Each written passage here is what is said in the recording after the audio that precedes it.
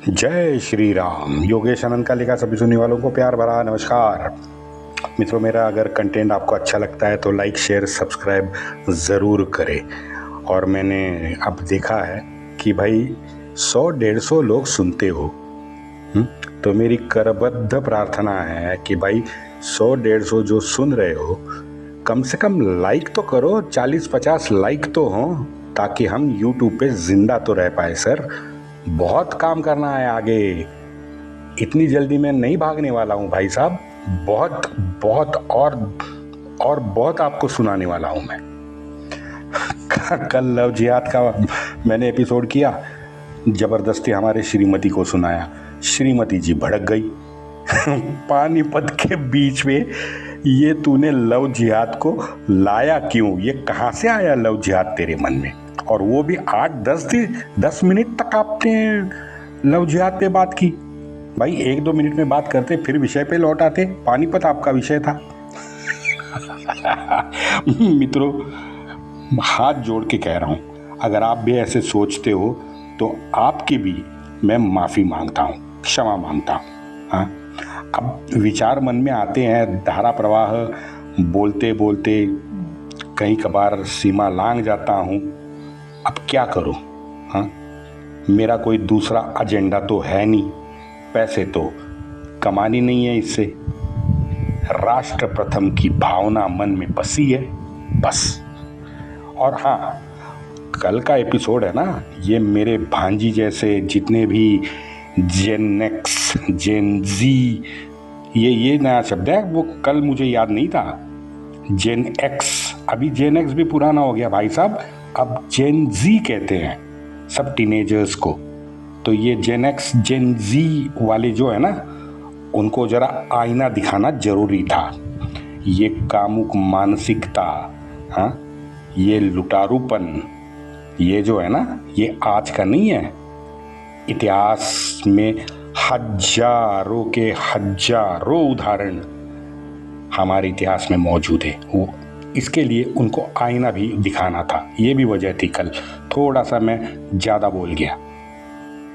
इतिहास से मित्रों हमें सीखना है या नहीं सीखना है, उनको देखना पड़ेगा। आगे बढ़ते हैं। अगस्त और सितंबर में इन धर्मांध जानवरों का रोना धोना तो चालू ही था। अकेला नजीब था और नजीब के साथ वो दरिंदे सूफी थे जो दारुल इस्लाम के लिए अब भी अड़े हुए थे। 30 सितंबर 1760, जाहिर है भाद्रपद था, उस टाइम चलता था। गणेश विसर्जन हो गया था, अनंत चतुर्दशी हो गई थी। अनंत चतुर्दशी के बाद कपिला षष्ठी का महापर्व चल रहा था। अब उसमें हमारे पंत ने अपने पुत्र और जनार्दन पेशवा को भी वहाँ कन्नौज से पास गंगा स्नान करवाया है। मैं इनका, ये मराठों का लड़ते तो थे, लेकिन गंगा स्नान के प्रति उनकी जो श्रद्धा है ना, वो कभी भी मित्रों कम नहीं हुई। उधर संधि की शक्यताएं सभी पक्ष अपने अपने तौर पे आजमा रहे थे, वो तो हमने देख लिया। अब ये जो शक्यताओं का काम था, ये दोनों पक्ष से निरंतर आज 3 महीने हो गए थे, निरंतर जारी था। 8 सितंबर का एक पत्र है जो हमारे महान पराक्रमी पिलाजीराव जाधव के सुपुत्र सटवा जी ने नाना को लिखा है पुणे में। सटवा जी लिखते हैं, यहाँ का वर्तमान तो आपके संज्ञान में होगा ही, क्योंकि श्रीमंत भाऊ साहब आपको पत्र के जरिए उसको अवगत शायद करते होंगे। वर्तमान में श्रीमंत शालीमार बाग के पास स्थित है। गिलचे आगे यमुना पार बैठे हुए हैं। दोनों पक्ष के वकील भाग दौड़ में लगे हुए हैं। हमारे वकील वहाँ और उनके वकील यहाँ आते जाते नजर आ रहे हैं। खबर है पंत को रोहिला सरदारों ने पंत को शरण दिलाने की गुहार भी लगाई है। श्रीमंत और हम सभी काम तो बहुत जोरों से और निष्ठा से कर रहे हैं।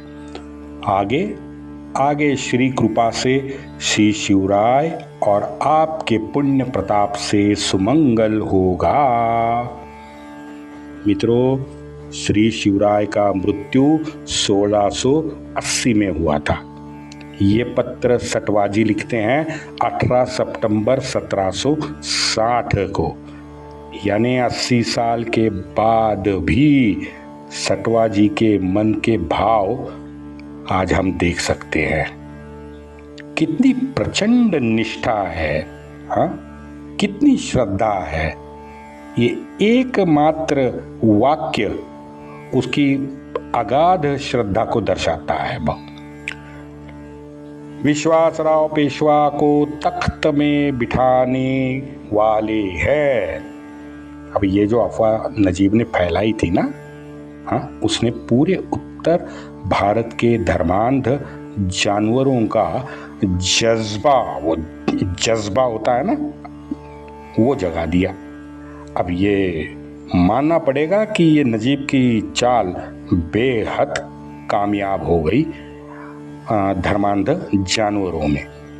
उसका टारगेट भी वही था, ये हम समझ सकते हैं। पूरा समाज इस एक वाक्य ने उत्तर भारत में 2 फाड़ कर दिया था।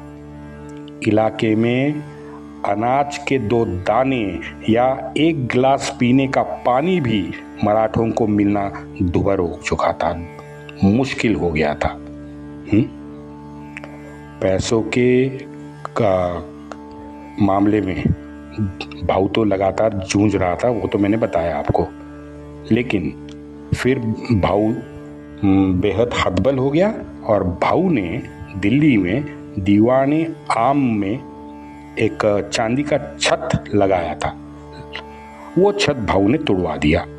अब इससे आग मुसलमानों में और भड़क गई कि हमारी सल्तनत को क्षति पहुंचाने का महापाप इस काफिर ने किया है। इस काफिर की एक ही सजा, सर तन से जुदा, सर तन से जुदा। बस पुराने दिल्ली में नारे शुरू हो गए। खैर, कुत्ते तो भौंकते ही हैं, आपको मालूम है। अब हाथी को क्या फर्क पड़ता है, और क्यों पड़े। मराठे किसी चौराहे पर अगर मित्रों दिल्ली के जाते थे ना, तो मानो वो चौराहे पे कर्फ्यू जैसे हालात होने लगे थे। ये बताया है बखर में। उसकी गंभीरता समझो आप उस अफवाह की। सारा बाजार तकरीबन बंद हो जाता था। दीवानी आम में मित्रों तकरीबन 25 mm की 1 इंच की मोटी चांदी की परत थी। हाँ, उसमें सोने का भी कुछ कहते हैं कि काम किया गया था। इस पूरे चांदी की कीमत बखरकार और एल्फिस्टन इन दोनों ने 3 लाख रुपए बताई है। अब हमारे जाहिल चाटुकार तवारीखकार जो है ना 5-7 ने लिखी हैं, वो इसकी ये चांदी के परत की कीमत 17 लाख रुपए बताते हैं। खैर, कीमत में हम लोग नहीं जाते, लेकिन हाँ, चांदी की परत थी जो इसमें सदाशिवराव भाऊ ने तुड़वा दी थी। ये बात सत्य है। लेकिन उस चांदी की परत को तोड़ने से इस्लाम का नाक तो जरूर कटा, ये बात सच है। सालो, ये सोना, ये चांदी, ये क्या तुम्हारे बापजादे अरब, तुर्क, अफगानिस्तान, ईरान यहाँ से लेके आए थे क्या भिखमंगो? हाँ, जो था वो इसी धरती का था जो तुमने चुराया था। रंडी रोना बंद करो अब, क्योंकि 350 साल से ये विक्टिम बुड खेल रहे हैं। हमें खाना दो, हमें पानी दो, हमें खाना दो, हमें। अब चुप चुप बैठो सब। मुझे ये बताने की जरूरत नहीं है मित्रों कि जाट और मल्लारबा इस छत तोड़ने के विरोध में थे। हाँ? मल्लारबा आप इंदौर से थोड़ा पैसा मंगवाते ना। हाँ, जवाहर मल जाट जी, आपके पूज्य पिताजी से 2-4 लाख रुपए आप लेके आते, क्या फर्क पड़ता। मैं सदाशिवराव भाऊ शायद छत नहीं तुड़वाता। मित्रों, ये भाऊ और पंत और ये अभी सटवाजी का जो मैंने आपको पत्र सुनाया, इसकी असल कॉपी जो है ना, ये हमारे गुरुवर्य सरदेसाई जी को जिन्होंने उपलब्ध ये पत्र करवाए हैं, उस महानुभाव का नाम है विनायक लक्ष्मण भावे। ये ठाणे के रहने वाले थे। भावे जी, आपको त्रिवार वंदन, क्योंकि भावे जी के वजह से हम जैसे इतिहास प्रेमी छात्रों को खजाना मिल गया है, जो भावे जी ने निशुल्क हमें भेंट दिया है। भावे जी, आपको त्रिवार वंदन। ये गोरे, ये वामपंथी, जितने भी ये क्या कहें, कथाकार कहेंगे, मैं इतिहासकार तो इन्हें नहीं कहता, ये इनका दुर्भाग्य है, क्योंकि ऐसे तथ्य वो प्राप्त नहीं कर सके। भाई, ऐसे तथ्य, ऐसे प्रमाण प्राप्त करने के लिए गाँवों में, जंगलों में, पहाड़ों में घूमना पड़ता है। ये साले वामपंथी हरामी दिल्ली में बैठ के विस्की पीते पीते प्रेस क्लब में मोटा मोटा हवा में तीर चलाएंगे। हाँ, बाजू में एक टाइपिस्ट बैठा हो शायद होगा, टाइपिस्ट को टाइप करने का फरमान सुनाएंगे बस। लेकिन आज के युग में ये नंगे हो रहे, ये अच्छी बात है। भावे जी से मूल दस्तावेज से ये जो संधि के वार्तापत्र है, संधि के विधेय है, शिंदे होळकर के साथ भाऊ का जो सामान्य वर्ताव है, उनके लिए भाऊ की जो सोच थी मित्रों, ये हमें तुरंत इस पत्रों से नजर आती है, जो वामपंथियों को नजर आ ही नहीं सकती, क्योंकि उनके पास तथ्य है ही नहीं। भाऊ का एक पत्र है, चिरंजीव धोंडो मल्हार यासी सदाशिव चिमणाजींचा अनेक आशीर्वाद। आपका पत्र मिला, ऐसे ही निरंतर पत्र लिख के वर्तमान बताने की कोशिश करें। सरदारों के साथ यहाँ दिल्ली में हूँ। किला हस्तगत हो गया है। किला हस्तगत करके सरकार का बंदोबस्त हमने बिठा दिया है। शूजा नजीब अब्दाली के साथ यमुना पार है। शूजा सुलूक करने के पीछे पड़ा है। उनके विचार से पंजाब में सरहिंद तक अब्दाली की सीमा हमें माननी पड़ सकती है।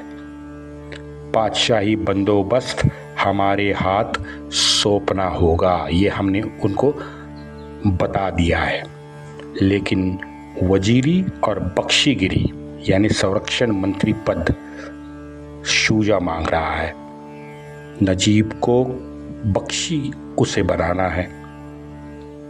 नदी में बाढ़ आने के वजह से अब भी लड़ाई नहीं हुई है। हमारे विचार से अब्दाली की अटक सीमा तय होनी जरूरी है। पातशाही संरक्षण एवं राजस्व का 1759 के पातशाह से हुई संधि के अनुसार पालन हो, ये हमारी मांग है। अब ये तय है, हमारे सिवा संधि तो हो नहीं सकती। अभी सभी प्रकार की हवाबाजी चल रही है, वो चलने दो। संधि के समयानुरूप सभी बातें स्वच्छ होंगी। सारा तो हमारे विचार से एक तरफा नहीं होगा, इसकी ये बात हमें मालूम है कि सारी हमारी जो शर्तें हैं वो अब्दाली नहीं मानेगा। ये ना भाऊ भी कहता है कि हाँ, मुझे ये पता है कि सभी शर्तें तो अब्दाली नहीं मानेगा। देखते हैं, अब संधि जब होगी सभी बातें स्वच्छ निकल के बाहर के सामने आएगी। हाँ, आगे कुछ लिखा नहीं है, कुछ समझ गुरु जी को भी नहीं समझा तो मेरी तो क्या औकात यार। गुरु जी ने डैश डैश लिखा है, बाद में लिखा है कि सरदार दोनों ही मन के साफ हैं। अब ये सरदार दोनों ही मन के साफ है, ये शब्द है, ये शायद शिंदे और होळकर इनकी बात यहाँ पे हो रही है। कारभारी शिंदे के राम जी अनंत थे, तो ये कारभारी राम जी अनंत और होळकर के हमारे LGBT सेम सेक्स मैरिज के पक्षधर हार्वर्ड में सिक्खे 2 साल से CGI रहे धनंजय चंद्रचूड़ के पूर्वज गंगाधर पंत यशवंत चंद्रचूड़, ये 2 कारभारियों के नाम भी भाऊ लेता है। भाऊ आगे लिखता है, आखिर में सभी एक साथ लड़ाई करेंगे, लड़ाई टालने के सर्व प्रयत्न अभी जारी है। आपके तबीयत के बारे में जरूर लिखना, आपके तीर्थरूप यानी पिता, आपके पिता के तंदुरुस्ती झटपट हो, ये प्रार्थना है। 6 सिफर ये तारीख लिखी है। गुरुजी ने इस तारीख को 16 सितंबर 1760 बताया है। सबसे आखिर में सदाशिवराव भाऊ लिखता है, बहुत काय लिहिणे अनेक आशीर्वाद। मित्रों, इस पत्र में आप देखोगे कि पत्र की भाषा है मराठी और फारसी मिक्स है, लेकिन लिपि है मोड़ी लिपि। इसको मोड़ी लिपि कहते हैं, इसको मराठी नहीं कहते। अब इस पत्र के कुछ शब्द हमारे गुरुजी को भी नहीं समझ में आए, उन्होंने भी वाचकों पे छोड़ दिया है, बताओ। और वो भी 125 साल पहले। 125 साल के बाद भी हम पढ़ते हैं तो गुरुजी लिखते हैं कि भाई ये मेरी समझ से बाहर है, अगर आप इसको डिकोड कर सकते हो तो करो। भैया हमारी क्या औकात, हमें तो ना मोड़ी आती है, ना उर्दू आती है, ना फारसी आती है। वैसे मित्रों, एक गंभीरता से बात बताओ कि 350 साल की विशेषता महाराष्ट्र में, 350 साल के महाराष्ट्र में जितने भी ऐतिहासिक पत्र मिले हैं उनमें अक्सर फारसी का प्रभाव तो आप देख ही पाओगे। श्री शिवराय के पत्र में भी फारसी का उपयोग आप देखेंगे। महाराष्ट्र में ये 350 साल से जो मराठी डंडा चला है ना इन जानवरों पे, यही वजह है कि महाराष्ट्र में उर्दू ज़्यादा प्रचलित नहीं हुई। मुझे मराठी में आपको उर्दू से ज़्यादा फारसी शब्द मिलेंगे, क्योंकि मुगल आदिल शाह श्री शिवराय के आरंभ के में जो उन्होंने राज्य किया, और निजाम भी, इन सभी की राजकीय भाषा हमेशा फारसी ही रही है। लेकिन ये मैं अभिमान के साथ बता सकता हूँ कि श्री शिवराय ने प्रथम था ये फरमान निकाला था कि इसके आगे हमारी राज्य भाषा मराठी होगी।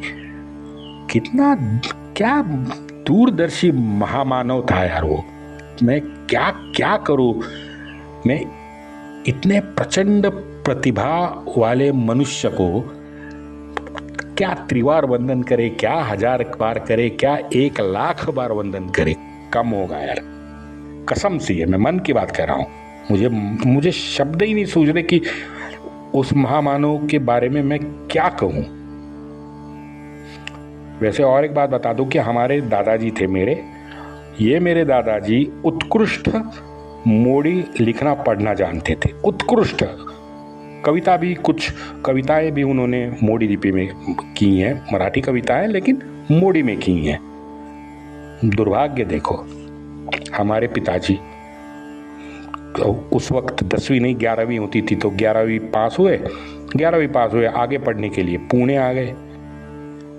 बचपन में, हमारे बचपन में तो हमको पता ही नहीं था कि ये मोड़ी होती क्या है। वरना आखिरी 8-10 साल हमारे दादाजी हमारे घर में हमारे साथ थे। अब दादाजी भी शायद हमें बिठाते कि भाई हर इतवार को आप 1 घंटा दोनों सामने बैठना, हम बैठ जाते थे क्योंकि बच्चे थे, निश्चित हम मूडी सीख सकते थे। लेकिन ये नहीं हो सका। आज भाई मैं आपको बता दूं, ये मूडी सीखने के लिए 10 घंटे का 5,000 रुपये लगता है, 5,000। और सिर्फ 10 घंटे में आपको मूडी नहीं आएगी, घर में 100-150 घंटे आपको मेहनत भी करनी पड़ेगी। जब आप 100-150 घंटे की मेहनत करोगे तब जाके वो यूट्यूबर आपको 10 घंटे पढ़ाएगा और 5,000 रुपये लेके उड़ जाएगा। चलो, कोई नहीं हुआ, अब पढ़ने की इच्छा नहीं है। ये निसर्ग चक्र है मित्रों। निसर्ग चक्र में से मुझे याद आया, हमारे महान जितने भी क्या कहते हैं उसे, संस्कृत सुभाषितें जो लिखते हैं ना, किसी अज्ञात ने सुभाषित लिखा है, वो मैं आपको सुना के आज मैं आपको विराम करता हूँ मेरे वाणी को।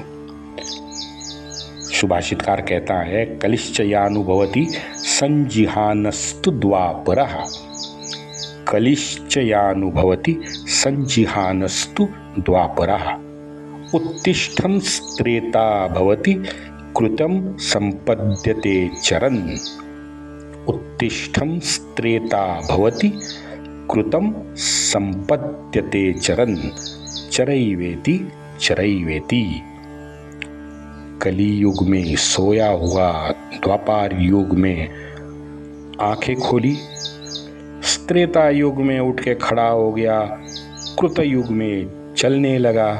हे मानव, चरैवेति चरैवेति।